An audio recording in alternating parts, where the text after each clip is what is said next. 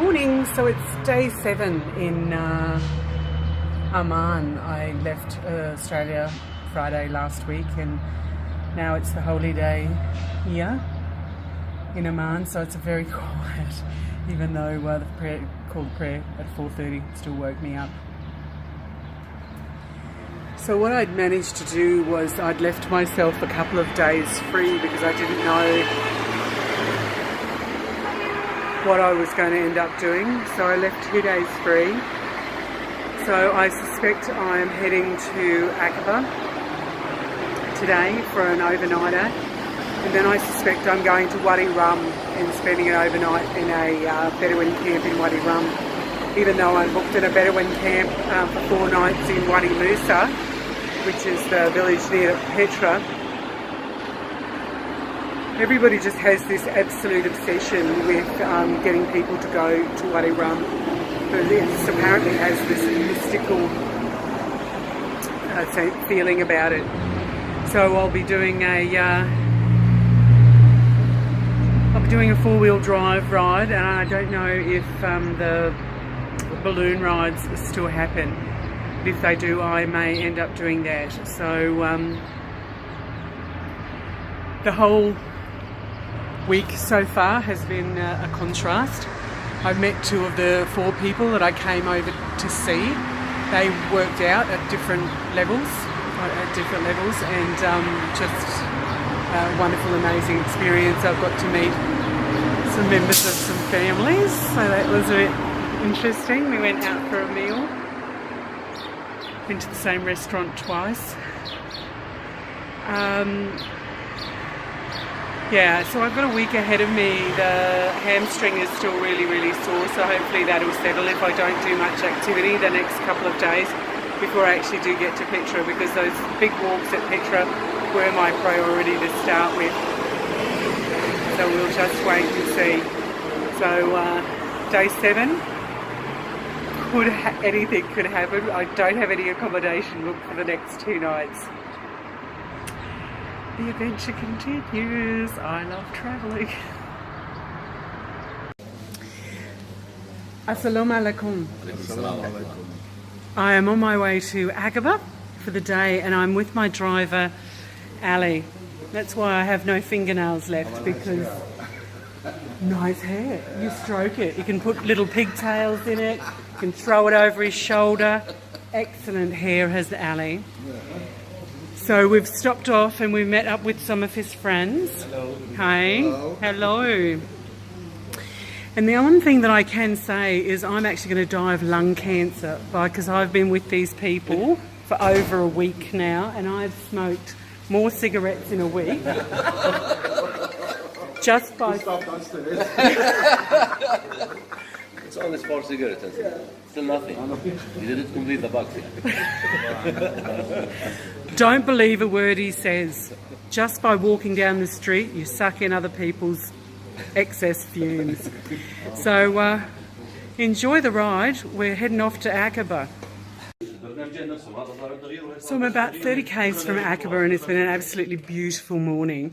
All we've done is driven, played Queen.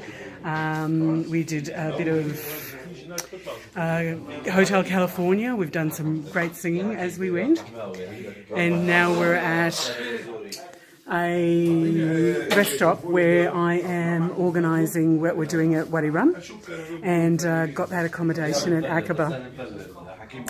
I have a friend, his name's Talal, and he normally can weave some magic, but now I've got Ali, he weaves even better magic.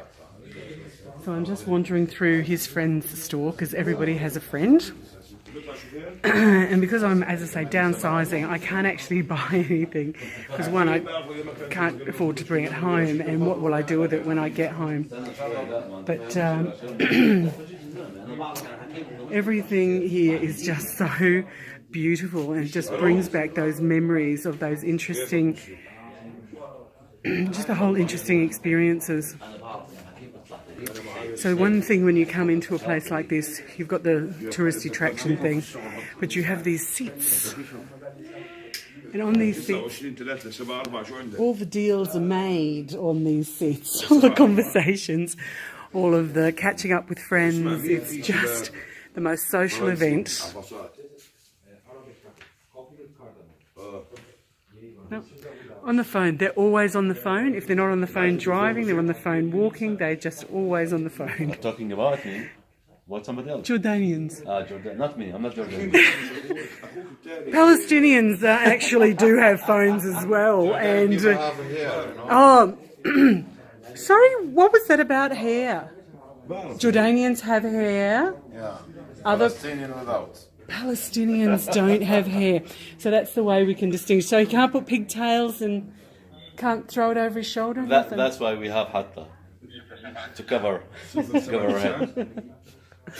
So as you see, the conversation is never dull when you're around these people. They're just beautiful. I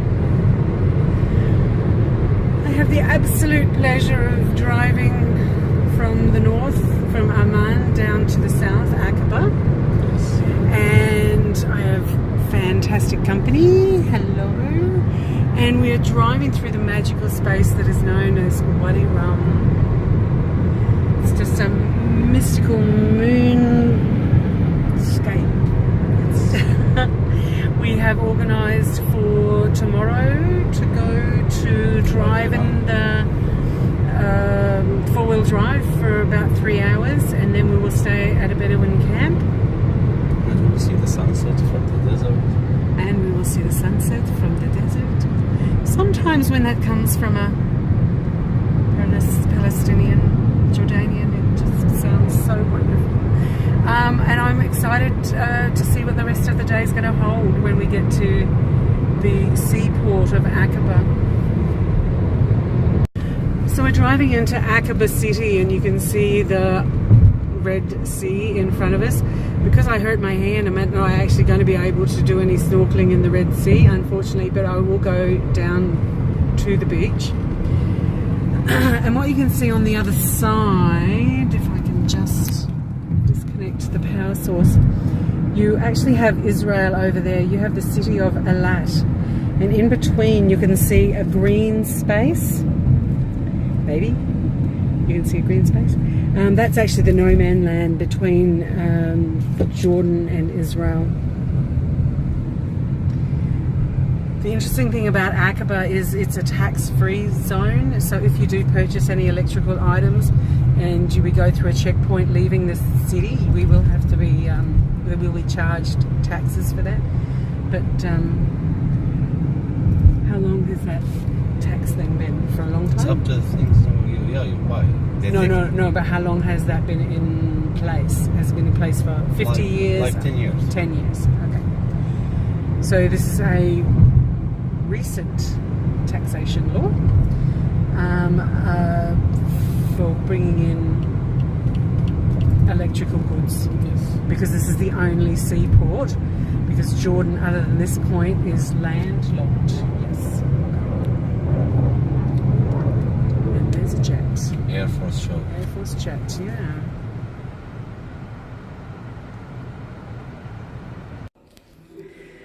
Hi, so my adventure in Aqaba has started. I've arrived at a local hotel that my friend Ali has organised. He's going to stay in a room with several of his friends, and I get to stay here. So what you will find when you come into a hotel in the Middle East is you'll be supplied with two things. You'll be supplied with soap, which is really handy, and you can guarantee it's only been used by you, which is really good. And at reception, they give you toilet paper. So let's hope I don't have any special outings, because there's not much there. The other thing you'll notice actually that beds are very, very different. They don't do sheets and tucks like we do. It is all just duvet, and so that's pretty interesting. The other thing that you'll find is when you get into the bathrooms, you have the hose. Somewhere here I can find a hose. I still don't know how to use a hose, so I do the traditional paper and you put it into the rubbish bin because you don't flush. And the squeegee is to take the excess water off. So This is what Ali would call a clean hotel. I call it a hotel because I've stayed in some pretty shockers over the years. At least this one appears that the cistern's going to flush, because another one I had was in Amman last year. The cistern didn't flush. I actually had to take the top off the cistern and manually pull the lever so that the float would allow the toilet to flush. I did have a little peek outside to see what the view is. And don't bother. There's a little fairground over there. There's another building with some scaffolding and rubbish, because that's very traditional for what is around in Jordan. Rubbish is just everywhere.